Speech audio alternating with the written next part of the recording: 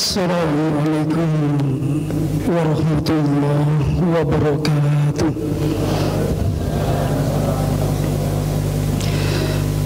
Alhamdulillah alladzi nahmaduhu wa nasta'inuhu wa nastaghfiruh wa na'udzu billahi min shururi anfusina wa min sayyiati a'malina may yahdihillahu fala mudilla lahu wa may yudlil fala hadiya lahu. Asyhadu an la ilaha illallah wahdahu la syarika lah wa asyhadu anna Muhammadan abduhu wa rasuluhu la nabiyya ba'dah. Allahumma shalli wa sallim wa barik ala nabiyyina Muhammad wa ala alihi wa ashabihi wa man tabi'ahum bi ihsan ila yaumil qiyamah. Amma ba'du. Yang saya hormati Ustadz Carlos Parmo Sastro, para bapak dan ibu jamaah taklim yang dirahmati Allah. Syukur alhamdulillah kita aturkan kehadirat Allah Subhanahu wa taala yang telah melimpahkan rahmat dan nikmatnya kepada kita bersama. Malam hari ini kita ditakdirkan oleh Allah bisa bertemu bermuhajahah di dalam majelis yang mulia ini. Semoga niat tulus ikhlas kita untuk beribadah kepada Allah ini menjadi catatan nama semua kita dan mendapat ridho dari Allah Subhanahu wa taala. Amin ya rabbal alamin. Salawat dan salam senantiasa tercurahkan kepada Nabi kita Muhammad sallallahu alaihi wasallam serta keluarga, kerabatnya, sahabat dan pengikutnya sampai nanti di hari kiamat. Para bapak dan ibu jamaah taklim yang dirahmati Allah, alhamdulillah Ustaz Carlos sudah hadir di tengah-tengah kita. Untuk itu mari kajian malam hari ini kita buka bersama-sama dengan bacaan basmalah. Bismillahirrahmanirrahim. Selanjutnya kepada Ustaz Carlos kami haturkan. Bismillahirrahmanirrahim. Assalamualaikum warahmatullahi wabarakatuh. Alhamdulillah wassalatu wassalamu ala Rasulillah wa ala alihi wa ashabihi wa man tabi'ahum bi ihsanin ila yaumil qiyamah wa ba'd.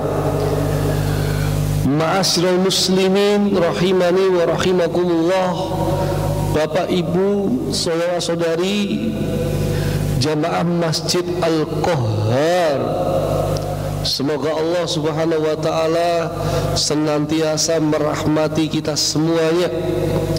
Dalam kesempatan yang mulia ini kita akan membahas yang sering disebut dalam Al-Quran, yaitu ahli kitab. Ya, ahli kitab. Ya. Siapa yang dimaksud ahli kitab? Gampangannya kita lihat dalam surah Al-Bayyinah. Itu ayat yang kita hafal, ayat ke-6. Allah Subhanahu wa taala berfirman, a'udzu billahi minasyaitonir rajim. Bismillahirrahmanirrahim.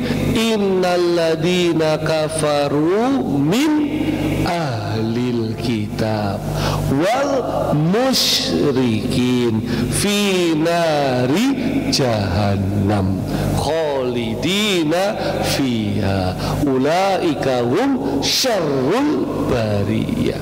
Sesungguhnya orang-orang yang kafir. Kafir itu berarti dia tertutup hatinya.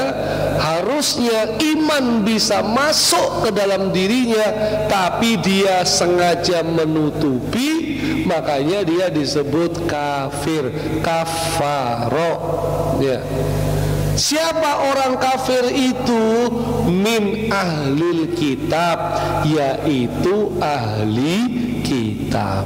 Para ulama menafsirkan ahli kitab itu pokoknya dua golongan, dua kelompok, dua kalangan, dua agama, yaitu Yahudi dan Nasrani, ya.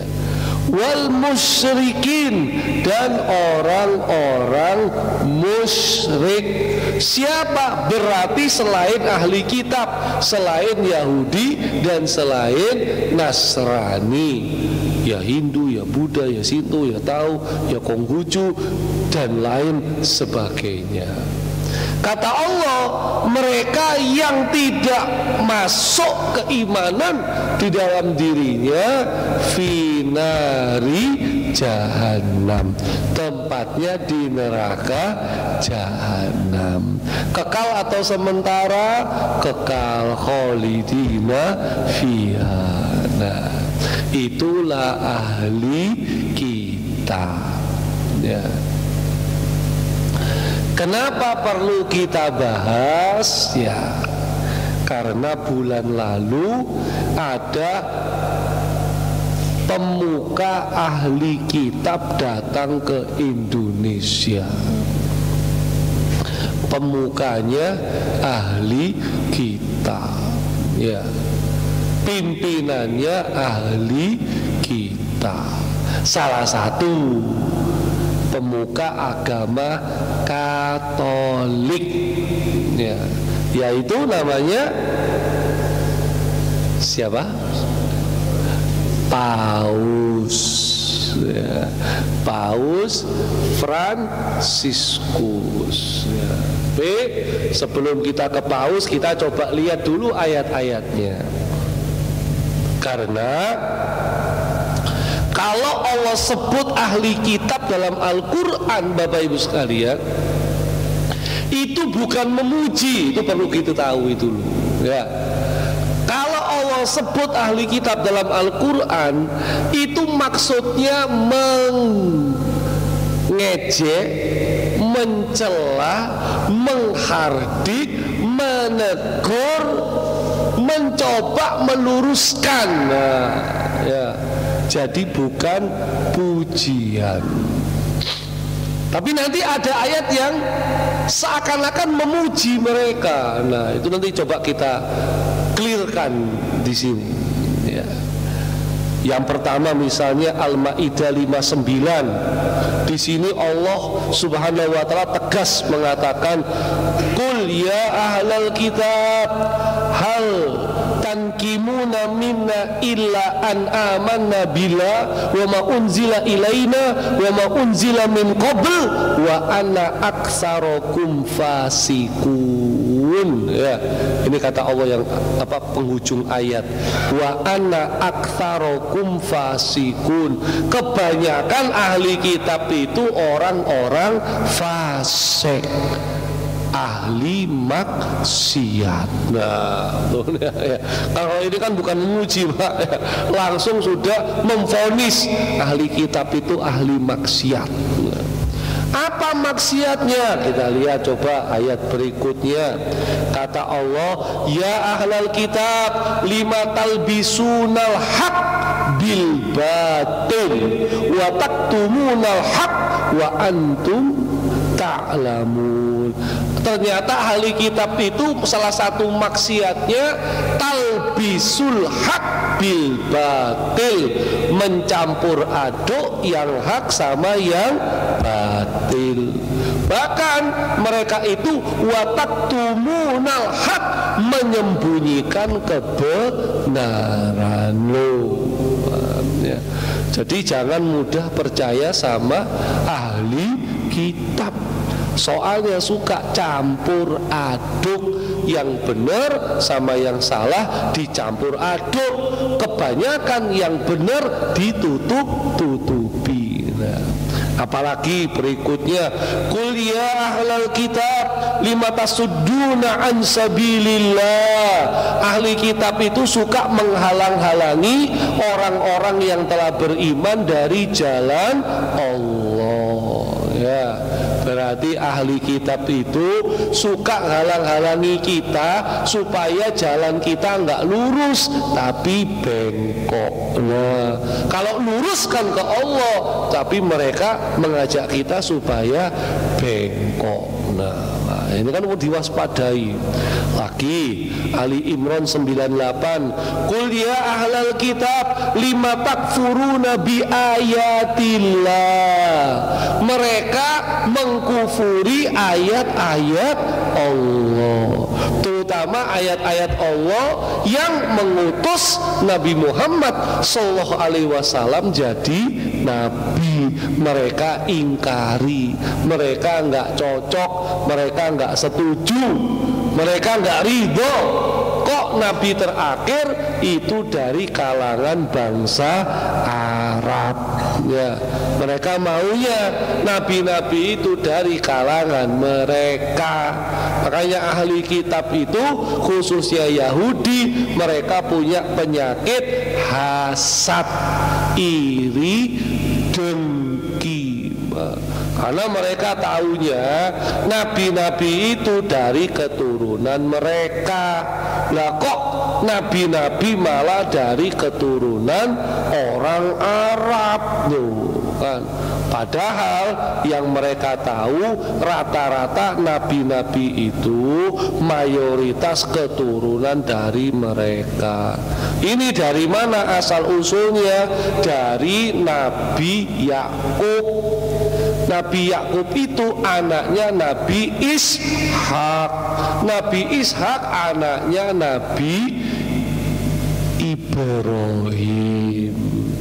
Nabi Ibrahim punya gelar Abul Anbiya wal Mursalin, bapaknya Nabi dan Rasul, karena anak cucu keturunannya juga Nabi dan Rasul. Siapa? Ishak sama Ismail. Lebih tua mana Ishak sama Ismail?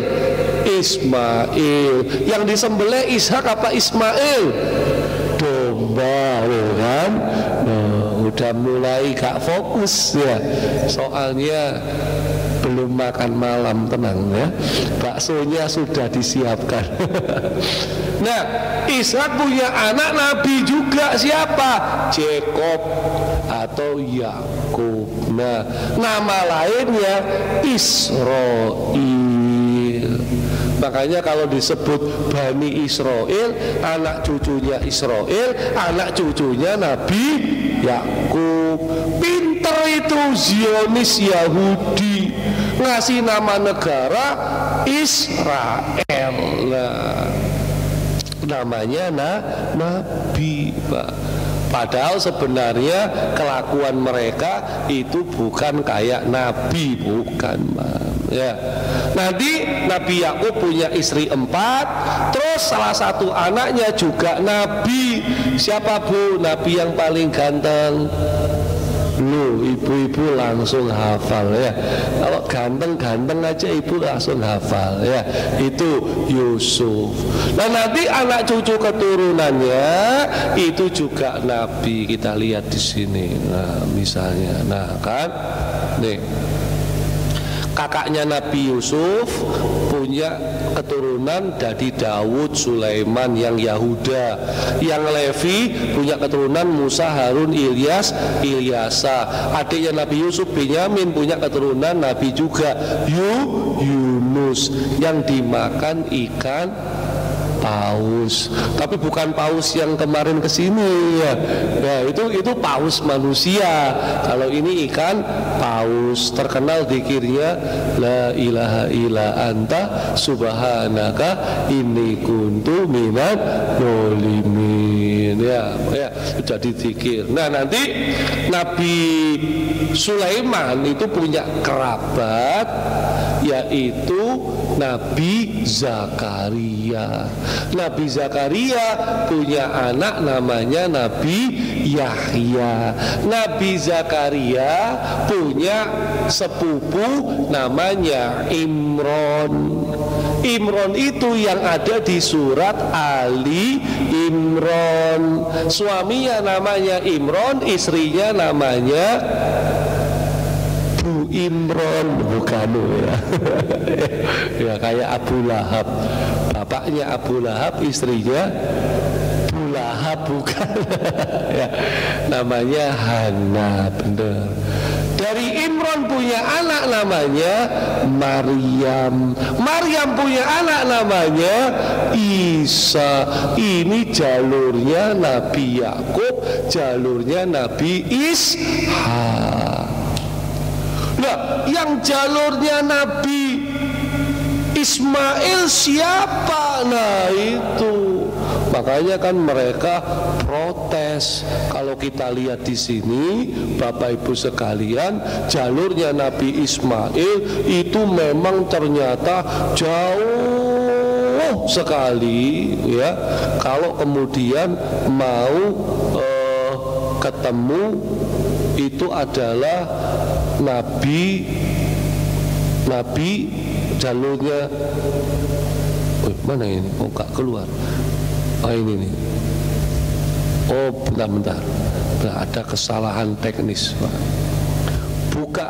Nah ini jalurnya Nabi Ismail ke bawah, tapi jauh, Bapak Ibu sekalian, ya, jauh sekali. Kalau kita buka jalurnya, nah ini jauh, ya kan. Nah, kan jauh.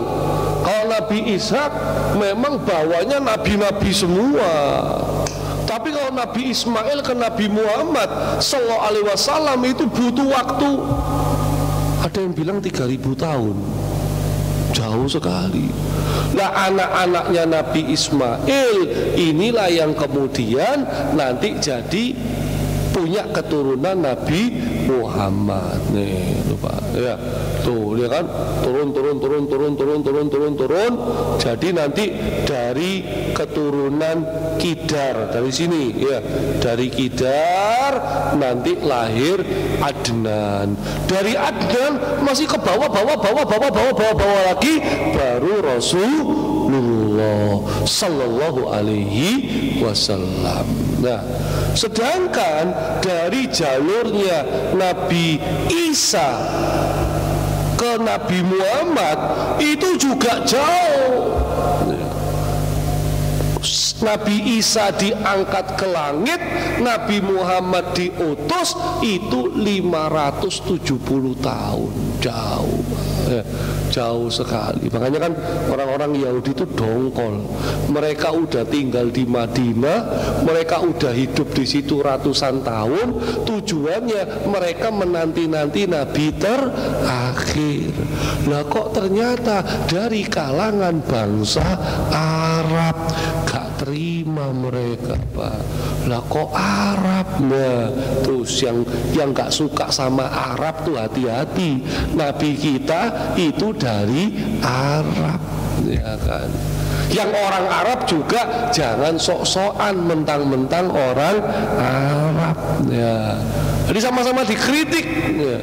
Yang orang Arab jangan merasa masih ada keturunan Nabi Muhammad, ya. Yang bukan orang Arab jangan suka mencela keturunan Arab, Pak, ya. Pokoknya kita itu sudah disatukan dengan ajaran Islam tuh, ya. Baik, kita kembali ke ahli kitab tadi. Makanya nggak mau mereka. Nabi kok dari Arab gak suka. Lanjut, apalagi dosa mereka sama ini 5 takfuruna sama. Nah ini sampai ini yang paling tegas nih, Pak, ya. Ini yang paling tegas, hadis ini susah kalau disebutkan zaman sekarang itu karena nanti dianggap radikal. Walladhi nafsu Muhammadin biyadih, demi zat yang jiwa Muhammad berada di tangannya, tangan Allah maksudnya.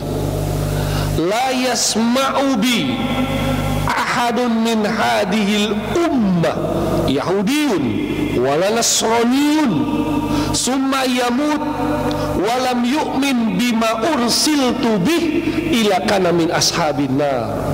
Kalau ada manusia dari umat ini, entah Yahudi, entah Nasrani, apalagi di luar mereka, yang mendengar kalau aku sudah diutus, yang tahu kalau ada nabi terakhir telah muncul, kemudian dia mati tidak beriman kepada Nabi Muhammad SAW, padahal dia sudah dengar, dia sudah tahu ada nabi terakhir, maka min ashabin nar, termasuk penghuni neraka. Loh, ya kan? Termasuk penghuni neraka. Tapi kalau dia sudah dengar dan kemudian dia beriman, itu bisa masuk surga. Contohnya siapa? Tak kasih contoh Bapak Ibu sekalian. Ada seorang pendeta namanya Buhairo.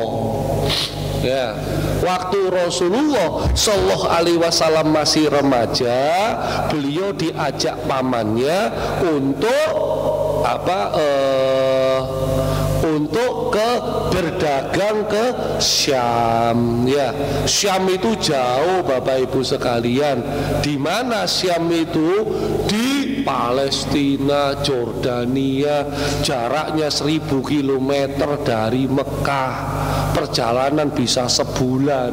Tapi Nabi Muhammad SAW waktu masih remaja sampai ke Syam, ternyata senantiasa dinaungi awan.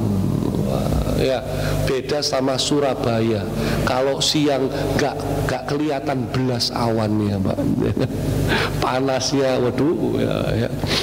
Nah, sampai di Busro ini pasar Syam sekitar Jordania, rombongan kafilah pedagangnya Abu Thalib itu kan, sama ngajak keponakannya Muhammad masih remaja, itu melewati tempat ibadahnya pendeta Buhairo. Nah, Buhairo ini Bapak Ibu sekalian, dia nggak pernah keluar dari rumah ibadahnya. Dia memang ahli ibadah.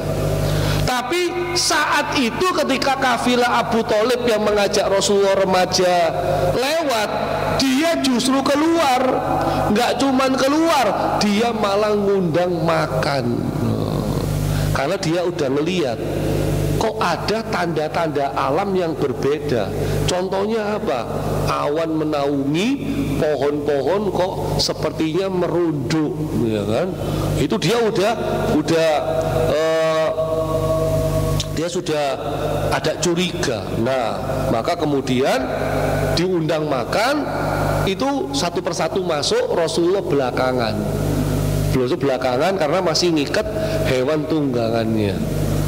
Begitu Rasulullah masuk, awannya juga ikut berjalan. Langsung Buhairo tahu, wah ini orangnya yang istimewa. Nah, ditanya, ini siapa ini? Anakmu? Bukan, ya, bukan anakmu ini. Oh, ini keponakanku. Nah, terus Buhairo ngecek, coba cek di belakang punggungnya, dibuka belakang punggungnya, ternyata di bahu Rasulullah yang mendekat, di punggung Rasulullah yang mendekat ke bahu kiri apa kanan saya lupa, itu ada alamatun nubuwah, tanda kenabian. Jadi bentuknya itu seperti apel, ya, tanda kenabian. Begitu dibuka, nah ini benar. Kata Buhairo, aku baca kitab suciku, nanti ada nabi terakhir yang muncul, ciri-cirinya kayak begini tuh. Ini nanti keponakanmu, dia akan jadi nabi. Jangan kamu lanjutkan perjalanan, pulang. Kenapa? Dia diincar sama Yahudi. Kenapa? Soalnya dia bukan orang Yahudi, dia orang Arab. Kamu lebih baik pulang, selamatkan keponakanmu. Nah, akhirnya nggak jadi lanjut perjalanannya, Bapak Ibu. Pulang kembali ke Mekah. Jadi di belakangnya ada tanda kenabian. Nah, Bapak Ibu, kalau mau ngecek bisa nanti lewat kaca atau sama pasangannya, ya, lihat punggungnya. Kalau ada tanda semacam itu, yakinlah itu sepertinya sakit kulit, Bapak Ibu, ya, bukan tanda kenabian. Ini sampai sekarang ini masih ada, Bapak Ibu, ya, masih ada sisa-sisa peninggalan biaranya pendeta Buhairo. Makanya para ulama mengatakan Buhairah ini dia beriman kepada Nabi walaupun Nabi belum resmi diutus, ya. Dia termasuk orang yang selamat, dia masuk surga karena dia beriman sama Nabi. Beda sama udah tahu Nabi ada diutus tapi dia nggak beriman, dia masuk neraka. Hari ini masih bisa ngelihat Bapak Ibu ya, tempat tinggalnya pendeta Buhairah ini ya, masih ada. Ini kalau nggak salah di sekitar Jordania, di sekitar negara Jordania yang sekarang negara ini masuk sebagai wilayah kaki tangannya Israel ya. Jordania itu aman soalnya kaki tangannya Israel, Jordania, Mesir. Tapi coba kalau bukan Jordania, Suriah, Libanon, apalagi Palestina. Jadi cuman Jordania. Makanya kalau kita mau ke Al-Aqsa itu lewat Jordania. Paling aman ya. Dan bisa sekali, harus bisa Bapak Ibu sekalian ya. Kenapa? Soalnya kita itu menganaktirikan Al-Aqsa ya. Kita sudah tahu hadisnya kalau kita harus mengutamakan gak boleh latusadur rihal illa ila salasati masajid.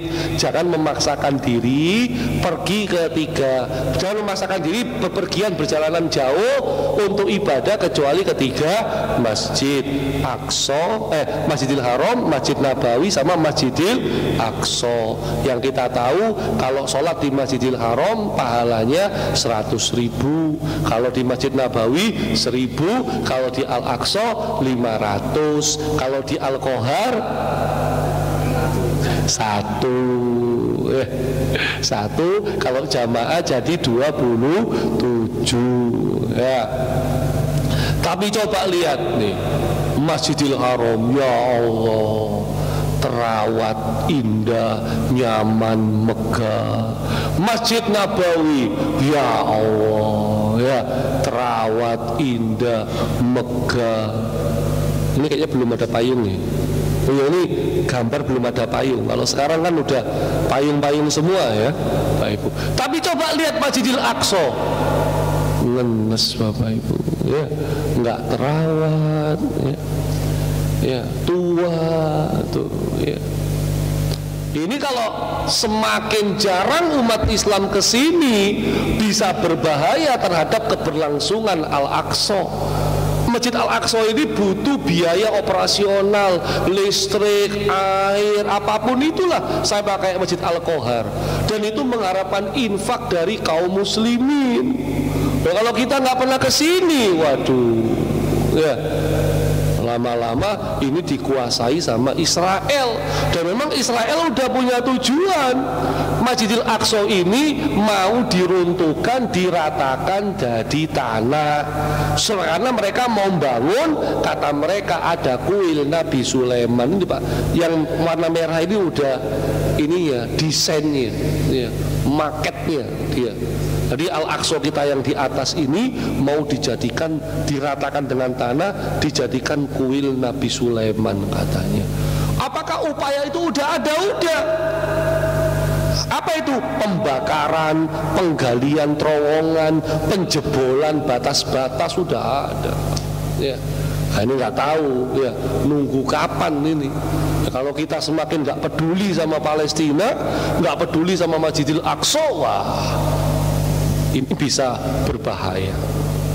Maka setahun kita mengingat genosida, perjuangan, pembantaian dan perjuangan, saya mengajak, mengetuk Bapak Ibu sekalian, mari kita tolong bantu mereka. Jangan cuma doa, bisa dengan jiwa, bisa dengan harta, bisa dengan tenaga, dengan lisan, dengan pena, dengan pemikiran, dengan boikot, baru dengan doa. Jangan cuma doa toh, kadang doa juga lupa, ya kan? Ya, tapi dengan apa yang kita mampu, kita bisa. Baik, kita kembali lagi ke ahli kitab, ya.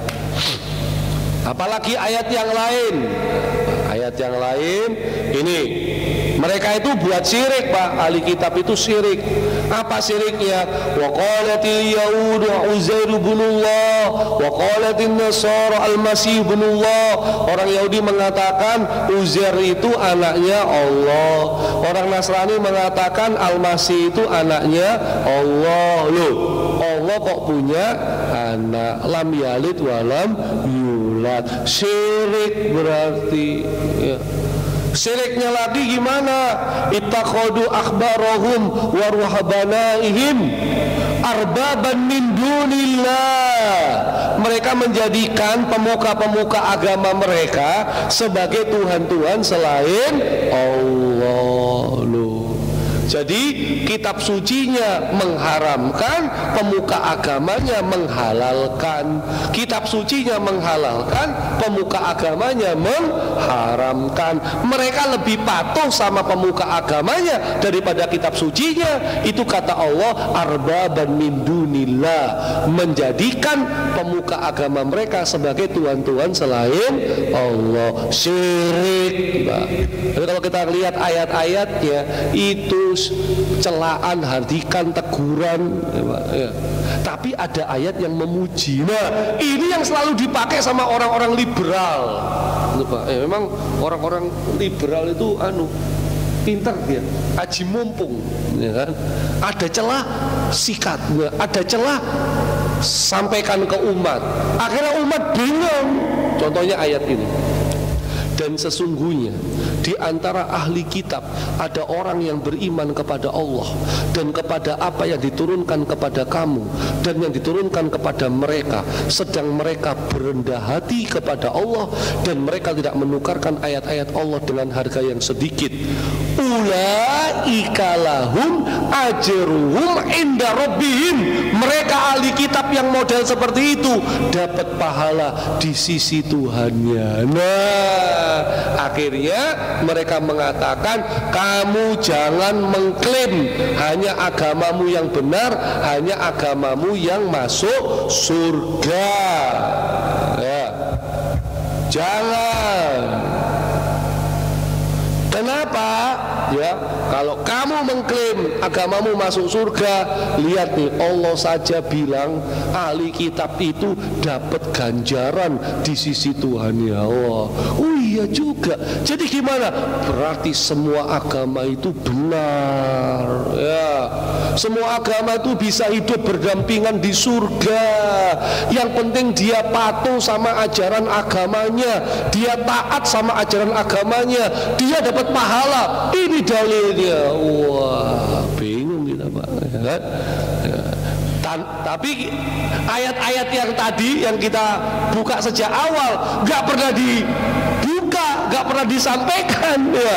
Ayat-ayat yang sesuai seleranya dia sampaikan. Nah, itu pinternya liberal begitu Pak, licik dia itu ya. Maka kita perlu kembali kepada pemahaman para ulama. Para ulama mengatakan kalau Allah memuji ahli kitab di ayat ini, ada dua ayat ya, cuma dua di antara sekian banyak ayat yang menghujat, mencela. Kata mereka, mereka yang dimaksud adalah orang yang beriman pada ajaran asli Nabi mereka sebelum datangnya risalah Nabi Muhammad. Contohnya siapa? Buhairo. Siapa lagi? Waroko bin Naufal, pamannya sepupunya ibunda Khadijah. Atau gini kan, di jarak yang 570 tahun ini Bapak Ibu sekalian, kan ada yang masih mengikuti ajarannya Nabi Isa ya kan? Kan ada yang masih mengikuti ajarannya Nabi Isa, belum ngotak-ngatik agamanya, belum inovasi dalam agamanya, terus dia meninggal, dia tetap beriman dengan ajaran Nabi Isa, dia meninggal, dia belum sempat ketemu atau mendengar Nabi terakhir diutus. Karena masa Nabi Isa diangkat, Nabi Muhammad diutus 570 tahun.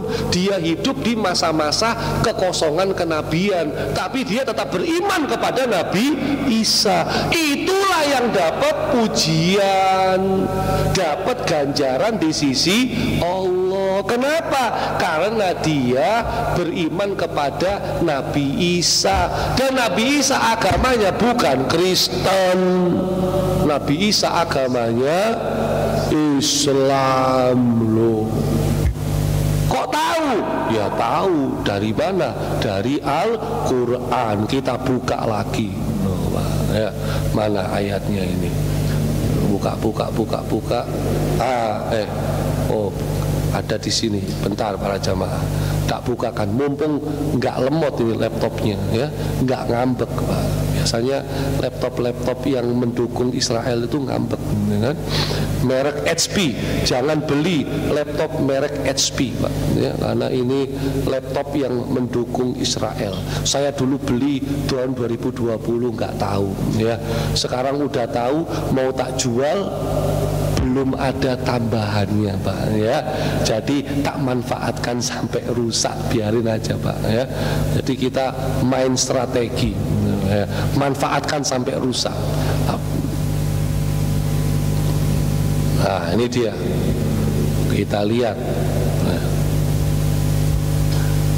Nabi Nuh, langsung dari atas dulu aja. Nabi Nuh Muslim tuh. Wa umirtu an akuna minal muslimin loh. Yunus 72. Nabi Ibrahim Al-Baqarah 131. Itqala lahu rabbuhu aslim, Islam. Qala aslamtu loh, Islam lagi, ya kan? Nabi Yakub, masih ingat ya Bapak Ibu, Nabi Yakub anaknya yang banyak tadi ya. Nah, Nabi Yakub itu wasiat sama anak-anaknya. Wa wasobiha Ibrahim bani wa Yakub. Nabi Ibrahim wasiatkan kepada anak-anaknya Ishak, Ismail. Nabi Yakub wasiat kepada anak-anaknya yang banyak tadi ya. Masih ingat ya? Apa? Isi wasiatnya, ya baniya, wahai anak-anakku, innallaha astofa lakumuddin, sesungguhnya Allah telah memilih agama ini untuk kalian semua. Fala tamutunna illa wa antum muslimun, maka kamu jangan mati kecuali dalam kondisi Muslim. Berarti semua anak-anaknya Nabi Yakub itu agamanya Islam. Al-Baqarah 132. Nabi Musa Islam, Yunus 84. Nabi Isa Ali Imran 52. Aman nabillah washhad bi anna muslimun. Berarti semua nabi dan rasul agamanya Islam. Ya, Islam semua. Kalau ada agama Yahudi Nasrani, itu agama bikinan manusia, ya, agama bikinan manusia. Agama yang Allah turunkan cuma Islam, ya. Hanya ada satu agama yang Allah turunkan di dunia ini sejak zaman Nabi Adam sampai zaman Nabi Muhammad, agamanya agama Islam. Jadi ahli kitab yang dipuji di Ali Imran 199, ahli kitab yang masih beriman kepada ajaran Nabi mereka, yang mana Nabi mereka agamanya Islam. 8 miliar manusia yang Islam di dunia saat ini cuma 2 miliar, termasuk Bapak Ibu yang ada di Masjid Al-Qohar. Ini kebetulan karena keturunan atau anugerah. Bapak Ibu dan saya terpilih memeluk agama yang Allah turunkan. Ini bukan sembarangan, Bapak Ibu, ya, karena kita yang terpilih, ya. Makanya kita bersyukur kita memeluk agama Islam. Oke. Kalau ahli kitab yang ini Masuk yang dapat ganjaran apa dapat ancaman? Ancaman. Kenapa? Nabi Muhammad sudah ada, Nabi Muhammad sudah diutus, ya kan? Tapi dia nggak mau masuk Islam. Ini yang ibu sekalian, ya. Ma'u Zamzam 5 suribala. Air Zam-Zam ini minumnya tergantung niatnya. Ini sini udah ada doanya. Allahumma inni as'aluka ilman nafi'an wa rizqan wasi'an wa sifaan min kulida. Tapi Rasul mengatakan tergantung niatnya. Para ulama menjelaskan, kalau kamu niat minum Zam-Zam supaya pinter, niat kamu supaya pinter, ya Allah supaya aku pinter minum. Pinter beneran, karena ini air yang barokah. Ini air Zam-Zam beneran loh Bapak Ibu, bukan air mineral loh ya. Ya, langsung dari Arab ya, karena saya dapat 2 orang 10 liter ya. Terus pengen kaya, minum ya, kaya beneran dengan izin Allah. Pengen sembuh, niat pengen sembuh dari sakit, minum, insya Allah sembuh dengan izin Allah. Pengen nikah lagi, jangan Pak, jangan Pak ya, jangan Pak, jangan Pak. Ya.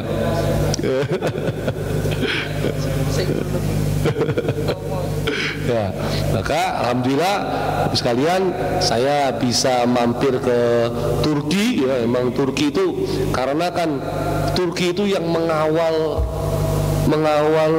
umat Islam. Kalau kita lihat bagus ya, ini bentar ya. Turki itu kan yang mengawal umat Islam selama 600 tahun terakhir Pak.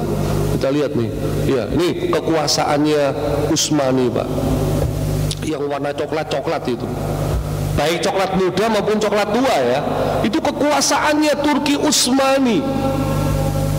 Bahkan ada yang bilang saking kuatnya Turki Utsmani di masa kejayaannya, kekuasaannya tuh sampai ke Nusantara, sampai ke Aceh. Nih, nah, termasuk ini Mekah, Madinah, Yerusalem ya.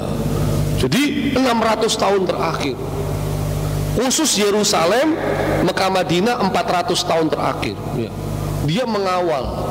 Makanya pada waktu dipimpin sama Turki Utsmani, kita lihat Pak, Yerusalem ini aman, damai Pak. Ini Muslim, Kristen, Yahudi tinggal di sini hidup bersama aman. Kalau yang mimpin umat Islam aman Pak. Aman.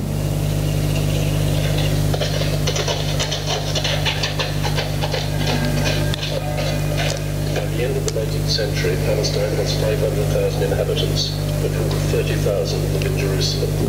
Kita lihat nih, tuh ini wanita berjilbab, jadi aman. Oke, sekarang memang Yahudi, tuh Yahudi Ortodok, hidup aman dia. Tuh Kristen, Armenia juga, itu bersama. Kalau yang mimpin umat Islam, kita kan toleran Pak, ya kan? Karena memang wilayah ini kota suci 3 agama ya. Tapi begitu yang mimpin orang ini kafir, apalagi model Zionis Yahudi ya kayak begini nih jadinya ini Pak ya. Ya kan? Jadi aman, damai 400 tahun nah. Terakhir Turki Utsmani mimpin tahun berapa? Sampai kalah perang dunia yang pertama. Ya udah Pak. Begitu Turki Utsmani kalah perang dunia pertama, ya wilayah kekuasaan Turki Utsmani dipotong-potong, dibagi-bagi potong kue gitu. Sama pemenang perang dunia pertama. Tapi memang bicara Turki Utsmani, kita bicara bagaimana mereka lah yang masuk dalam sabda Nabi Sallallahu Alaihi Wasallam ya, ketika Rasul menyatakan ini Pak. Kita coba flashback, kita muter dulu Pak ya, mohon maaf. Ini kan ini perang Kondak Pak. Perang Kondak ini kan perang apa? Perang parit ya, karena gali parit yang warna biru ini pada jamaah. Ini kan paritnya digali. Perang Kondak ini perang yang sangat krusial karena musuhnya ini 10.000. Sedangkan kita 3.000. Jadi Madinah itu dikepung, Pak. Madinah dikepung sama Quraisy, suku Ghatafan sama suku-suku yang lain. Ya, jumlahnya 10.000. Di dalam masih ada munafik sama Yahudi yang membelot. Jadi perang Khandaq itu luar dalam kita dikepung. Maka Rasulullah SAW berdasarkan nasihat sama Salman, kita untuk membentengi perang dengan mereka, kita gali parit saja Rasul. Namanya parit Khandaq. Ini tapi udah nggak ada, Pak, sekarang parit Khandaq ini. Nah, parit Khandaq ini panjangnya 6 km. Jadi kayak saya tadi dari sana 11 km ya, dari Kalijudan, berarti separuhnya, Pak, ya kan? Jauh juga, Pak, ya kan? 6 km, terus lebarnya 4,5 meter, dalam paritnya 3 meter. Ini ilustrasi di museum di sana, supaya kan kalau pasukan musuh mau lompat naik kuda itu nggak bisa terperosok ke dalam. Nah, tapi bayangin, gali paritnya belum ada traktor saat itu, Pak, ya kan? Belum ada traktor, masih pakai alat sederhana. Itu pun ya bukan penggalian box culvert yang nggak selesai-selesai yang bikin macet ini, bukan, Pak Ibu, ya. Bukan, ya, nggak pakai apa tuh yang bor itu, Pak, ya, bor besar itu ya, itu ya. Terus ini kan kalau di Indonesia kan gembur tanahnya, di Arab bebatuan keras. Jadi ketika para sahabat menggali ini kan juga kelaparan, Bapak Ibu. Sampai-sampai Rasul kan mengikat perutnya pakai batu, kelaparan. Nah, cuma waktu gali ini Rasulullah dapat nubuah, dapat wahyu-wahyu kenabian. Apa? Salah satu wahyunya begini, Pak. Salah satu wahyunya begini. Mana ini? Nah ini. Salah satu wahyunya ini. Lagi gali parit tuh. Latuftahanna al-Qustantiniyah. Fala ni'mal amiruha wa ni'mal jais zalikal jais. Lagi gali parit menghadapi 10.000 pasukan ya. Wih, nanti Romawi akan kita kalahkan. Padahal Bapak Ibu sekalian perlu tahu, Madinah saat itu hanya seluas satu kecamatan. Kayak ini, kecamatan apa ini? Jadi Madinah itu hanya seluas kecamatan Lakar Santri. Lagi menghadapi 10.000 pasukan, lagi gali parit, Rasulullah ngomong, nanti Amerika akan kita kalahkan. Kira-kira kalau kita ikut gali, Pak, aduh, kayak ini Pak Camat stres sih. Cuma punya kekuasaan selakar santri, lagi menghadapi ancaman 10.000 pasukan, tiba-tiba beliau mau mengatakan Romawi dikalahkan, Amerika dikalahkan. Tapi kan sahabat nggak ada yang bilang Nabi kita stres, nggak ada, Pak. Mereka yakin kalau Nabi yang mengucapkan itu pasti akan terjadi beneran, Pak. Karena para sahabat belum pernah tahu itu Konstantinopel. Jaraknya jauh para jamaah. Dari Mekah, dari Madinah itu membutuhkan jarak 4.000 km, Pak, ke Turki itu. Kalau ke Palestina kan 1.000 km. Ini 4.000, Pak. Dan itu perjalanan darat dan laut. Nggak kebayang. Ya. Tapi akhirnya wilayah itu berhasil dibebaskan oleh siapa? Sultan Muhammad Al-Fatih. Nah, makanya, Pak, saya kepingin banget tuh kalau umroh harus bisa mampir ke Turki untuk tahu bagaimana peninggalan peradaban yang ada di Turki bagi umat Islam. Alhamdulillah dapat promo, gak sampai 20 juta bisa berangkat ke Turki. Karena memang travel yang saya pilih ini travel yang murah-murah, Pak. Tapi bukan murahan. Tapi saya nggak mau promosi, Pak. Saya bukan orang travel, kan? Nah, alhamdulillah bisa sampai ke Masjid Biru, ya, Blue Mosque. Ini masjid yang dibangun berapa ratus tahun kemudian, berapa puluh tahun kemudian. Karena bicara Konstantinopel, kita bicara gereja Hagia Sophia yang jadi gereja selama 400 tahun begitu dibebaskan oleh Muhammad Al-Fatih dirubah jadi Masjid Hagia Sophia.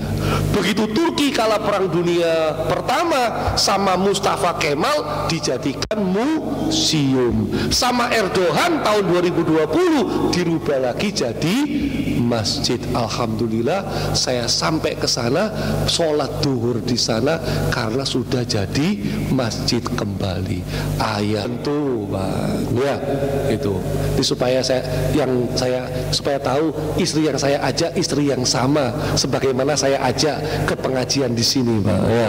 Kan nanti pikirannya bulan madu sama istri yang mana kan gitu Pak. Istrinya tetap ini Pak, ada yang lain ya kan. Ya, tapi tentu yang kita bersyukur bisa ziarah ke makam Nabi Pak. Ya. Supaya apa? Ziarah ke makam Nabi ini dalam rangka mengharap syafaatnya Nabi dan sampai kemudian bisa ke Masjidil Haram para jamaah ya.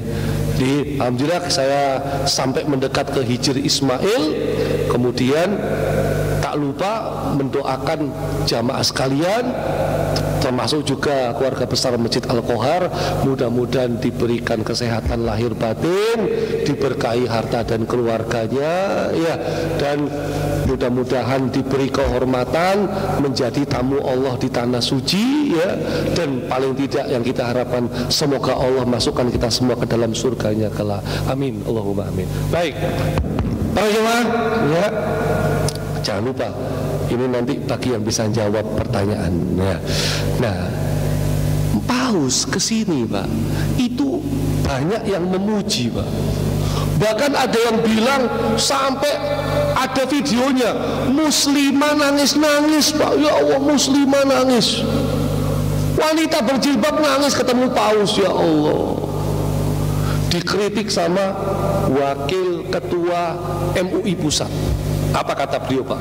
Ngomongnya juga rada nggak enak Pak. Kata beliau gini ya, penyambutan yang ekstraordinari oleh banyak kalangan agamawan, rohaniawan, politikus dan tokoh masyarakat, seakan-akan pemimpin umat Katolik tersebut datang membawa syafaat bagi rakyat Indonesia Pak. Karena lebay banget kemarin tuh kedatangan Paus ya kan. Terus kata beliau, pemberitaan yang luas didukung influencer domestik global, publik betul-betul dibuat yakin beliau digambarkan sebagai orang suci dan punya pengetahuan global yang punya otoritas penuh mengampuni dosa umat manusia. Kalau Katolik kan gitu Pak ya, pengakuan dosa datang ke pasturnya. Tapi jangan lupa Pak, Paus itu pemuka agama, datang ke sini pasti juga bawa misi agama. Apa salah satu misinya? Para jangan lupa, dalam khotbahnya Paus itu memerintahkan pastor atau romo untuk yang ada di gereja-gereja Katolik di Indonesia untuk mengesahkan LGBT.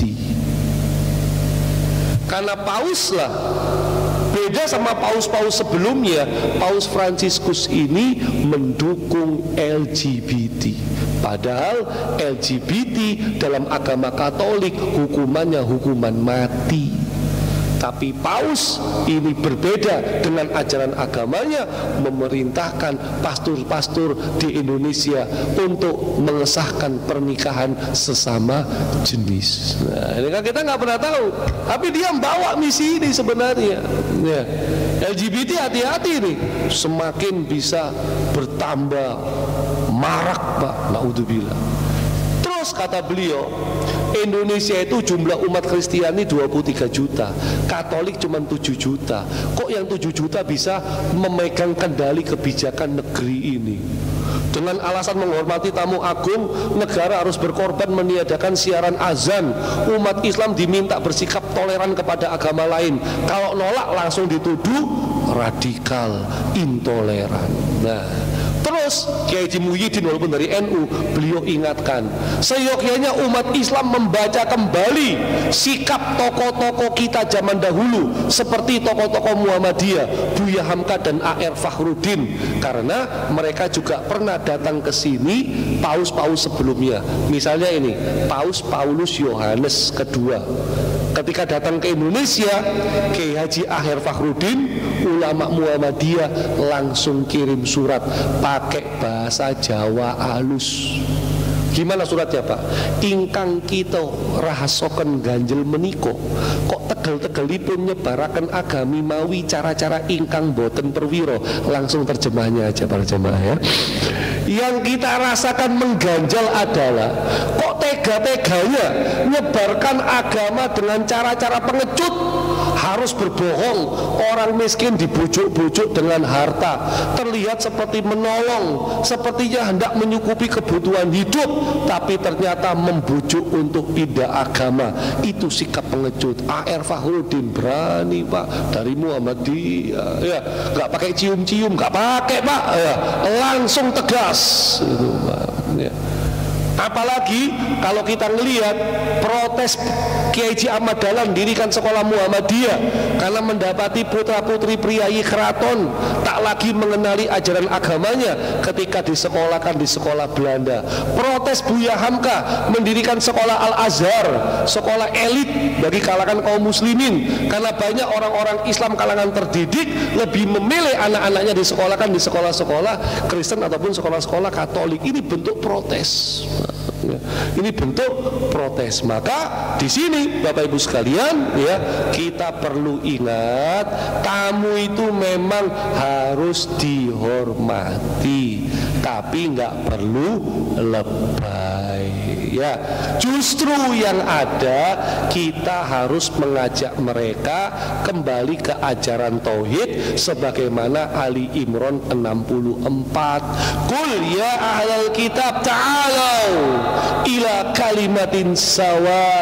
Ahli kitab, ayo kembali kepada kalimatin sawa, yang gak ada perselisihan antara kami dan kamu. Apa itu?